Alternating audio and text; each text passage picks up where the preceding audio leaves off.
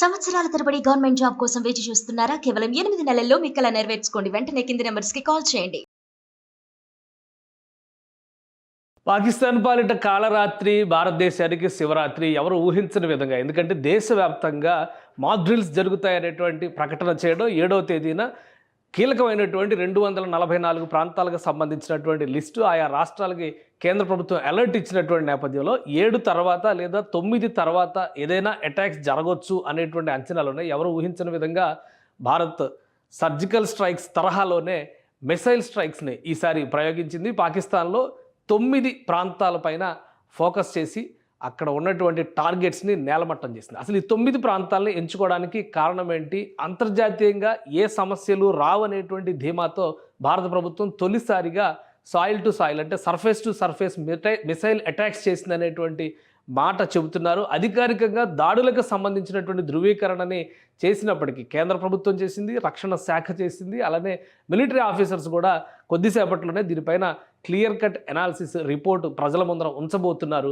So అటువైపు నుంచి పాకిస్తాన్ నుంచి వస్తున్నటువంటి సమాచారం ప్రకారం చూస్తే సివిలియన్స్ పైన దాడులు జరిగాయనేటువంటి ఒక బోటకపు నాటకం మరొకసారి తెరపైకి వస్తుంది. కానీ ఈ 9 ప్రాంతాలని టార్గెట్ చేయడానికి ప్రధానమైన రీజన్ ఏంటనేది ఒకసారి వివరించేటువంటి ప్రయత్నం చేద్దాం. మొత్తం 9 ప్రాంతాలపైన ఊహించని రీతిలో చేసినటువంటి స్ట్రైక్ ఇది, మిసైల్ స్ట్రైక్. గతంలో ఎప్పుడు కూడా ఇలాంటి షార్ట్ రేంజ్ మిసైల్స్ని భారత ప్రభుత్వం ఉపయోగించలేదు, భారత రక్షణ శాఖ ఉపయోగించలేదు.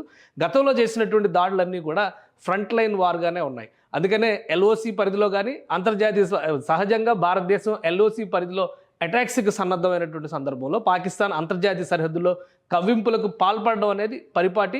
ఈ క్రమంలోనే యుద్ధం పూర్తి స్థాయిగా మారినటువంటి సందర్భాలు. 2 దేశాల మధ్య 2 సార్లు మాత్రమే పూర్తి స్థాయి యుద్ధం జరిగింది. అది 1965లో ఒకసారి, 1971లో ఒకసారి. తర్వాత జరిగినవన్నీ కూడా పరిమిత యుద్ధాలుగానే మనం చూడాల్సి ఉంటుంది. ఈసారి భారత ప్రభుత్వం టార్గెట్ చేసినటువంటి 9 లక్ష్యాలను ఒకసారి మనం చూద్దాం. ఉగ్రవాదుల శిబిరాలే ఇక్కడ ప్రధానమైనటువంటి ఎజెండా కింద చెబుతున్నారు. అందులో ఉన్నటువంటి అంశాలన్నింటినీ కూడా కేంద్ర ప్రభుత్వం ఇప్పటికే కొంత క్లారిటీ ఇచ్చింది. అధికారికంగా వీటిపైన రక్షణ శాఖ ముఖ్యంగా మిలిటరీ రిపోర్ట్ ఇవ్వబోతుంది. సో ఈ 10 ఈ స్థావరాలకు 9 స్థావరాలకు కూడా 100 కిలోమీటర్ల రేంజ్లో ఉన్నవి కూడా ఉండడం ఆసక్తికరంగా ఉంది. గతంలో ఎప్పుడు కూడా 100 కిలోమీటర్ల రేంజ్లో దాడి చేసిన పరిస్థితి లేదు. ఇంకోటి ఏంటంటే 1965 వార్ జరిగినటువంటి సందర్భంలో ఆల్మోస్ట్ లాహోర్ని స్వాధీనపరుచుకునే స్థితిలో యుద్ధం ఆగిపోయింది.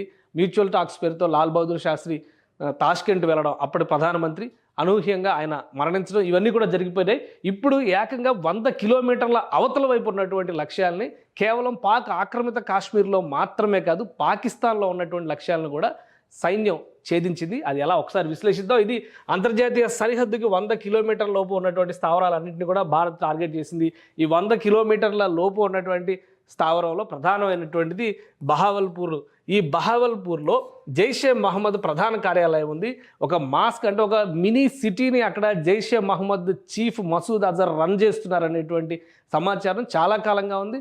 భారత ఇంటెలిజెన్స్ వర్గాలు కూడా దీన్ని ప్రపంచం దృష్టికి తీసుకొచ్చేటువంటి ప్రయత్నం చేశాయి. ఇది ఒక ఉగ్రవాద శిక్షణ శిబిరంగా ఇక్కడికి వచ్చినటువంటి వారిని సెలెక్ట్ చేసుకుని తీవ్రవాద క్యాంపులకి తరలిస్తారనేటువంటి ప్రచారం కూడా ఉంది.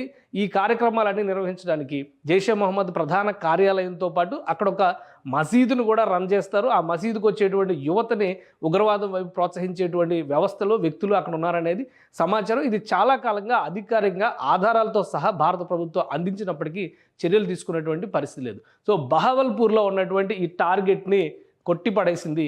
ఎక్కడైతే జైషే మహమ్మద్ కార్యాలయం ఉందో అక్కడే టార్గెటెడ్గా కంప్లీట్గా అది కొలాప్స్ అయ్యే విధంగా ఆర్మీ ఈ స్ట్రైక్స్ చేసింది. సో ఇది మేజర్ టార్గెట్ కింద మనం చూడాల్సి ఉంటుంది. జైషే మహమ్మద్ మసూద్ అజర్ అనగానే ఒక విషయం అందరికీ గుర్తుకొస్తుంది. IC-814 హైజాక్ 1999లో అటల్ బిహారీ వాజ్పేయి ప్రభుత్వం అధికారంలో ఉన్న సందర్భంలో జరిగినటువంటి హైజాక్. ఇటీవల దీనిపైన ఒక మినీ సిరీస్ కూడా వచ్చింది. ఆ హైజాక్ సందర్భంగా విడుదలైనటువంటి భారతదేశంలో ఉన్న ఖైదీనే మసూద్ అజర్. అప్పటి నుంచి కూడా అనేక రకాలుగా భారతదేశాన్ని ఇబ్బందులు పెడుతున్నటువంటి వ్యక్తి. ఇప్పుడు అతని స్థితిగతి ఏంటి? ఒకవేళ అదే స్థావరంలో కనుక ఉంటే నేలమట్టమైనటువంటి శిథిలాల కింద అతని శరీరం దొరుకుతుందా అనేటువంటి అంశం పైన కూడా ఆసక్తి నెలకొని ఉంది. సో 100 కిలోమీటర్ల రేంజ్లో ఇది ఒక కీలకమైనటువంటి అనుకుంటే మిగతా అన్నీ కూడా కాశ్మీర్లో ఆక్రమిత కాశ్మీర్లో ఉన్నటువంటి ప్రాంతాలు ఎల్ఓసికి సమీపంగా ఉన్నటువంటి ప్రాంతాలు. అందులో మురిట్కే ఒకటి, సాంబా ఎదురుగా ఉన్న సరిహద్దు ఇది 30 కిలోమీటర్ల దూరంలో ఉంటుంది. ఇక్కడ లష్కరే తోయిబా క్యాంపులు నిర్వహిస్తుంది. లష్కరే తోయిబాతో పాటు అనేక సంస్థలు, హిజ్బుల్ ముజాహిద్దీన్ లాంటి సంస్థలు, ఇటువంటివన్నీ కూడా ఈ ప్రాంతాల్లో రకరకాల క్యాంపులు నిర్వహిస్తూ ఉంటే ఒక్కదానికి ఒక పేరు ఉంది. సో ఇక్కడ మురుట్కే సాంబా దగ్గర నిర్వహించేటువంటి క్యాంపులు చూస్తే కనుక ఇది లష్కరే నిర్వహించేటువంటి క్యాంపు సరిహద్దు కేవలం 30 కిలోమీటర్ల దూరంలో ఉంటుంది. పూర్తిగా నేలమట్టమైనట్టుగా సమాచారం ఉంది. ఇక నియంత్రణ రేఖ దగ్గర పూంచ్ సెక్టార్, ఇవన్నీ కూడా కాశ్మీర్, జమ్మూ కాశ్మీర్లో ఉన్నటువంటి ప్రాంతాలు. దానికి ఎంత సమీపంలో, ఎంత డిస్టెన్స్లో ఉన్నాయనేటువంటి డేటా వచ్చింది మనకి. సో 35 కిలోమీటర్ల డిస్టెన్స్లో ఉంది గుల్పూర్. ఇక్కడ కూడా ఒక ఉగ్రవాద శిక్షణ శిబిరం నడుస్తుంది. సో దీనిపైన కూడా అటాక్ జరిగింది. ఈ అటాక్ తర్వాత ఈ శిబిరాలన్నీ కూడా నేలమట్టమైన. ఇక పాక్ ఆక్రమిత కాశ్మీర్లో ఉన్నటువంటి తంగ్తర్ సెక్టార్ లోపల, అంటే ఇది ఆక్రమిత కాశ్మీర్లో ఉన్నటువంటి తంగ్తర్ సెక్టార్ 30 కిలోమీటర్ల పరిధిలో వస్తుంది.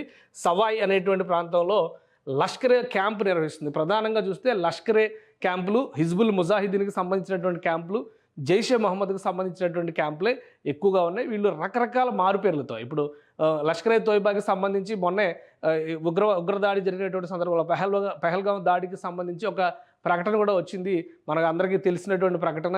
అది ఫ్రంట్ లైన్ ఆర్గనైజేషన్గా పనిచేస్తూ అక్కడ జమ్మూ కాశ్మీర్లో పోరాటం చేస్తున్నటువంటి స్వాతంత్ర సమరయోధులుగా చిత్రీకరించేటువంటి ప్రయత్నం జరుగుతుంది. సో అదే తరహాలో మిగతా ప్రాంతాల్లో ఉన్నటువంటివన్నీ కూడా. ఇంకా జేఎం లాంచ్ ప్యాడ్, ఇది బిలాల్ క్యాంప్ అని చెప్పని, ఇది కూడా ఉగ్రవాద శిబిరాన్ని నిర్వహిస్తారు.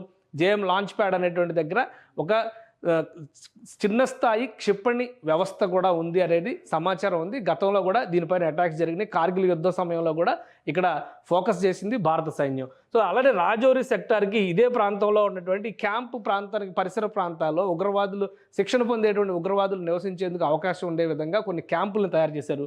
వాటన్నిటిని కూడా ధ్వంసం చేసింది. ఇవి రాజౌరి సెక్టార్కి ఎదురుగా ఉన్నాయి, 15 కిలోమీటర్ల దూరంలో వస్తాయి.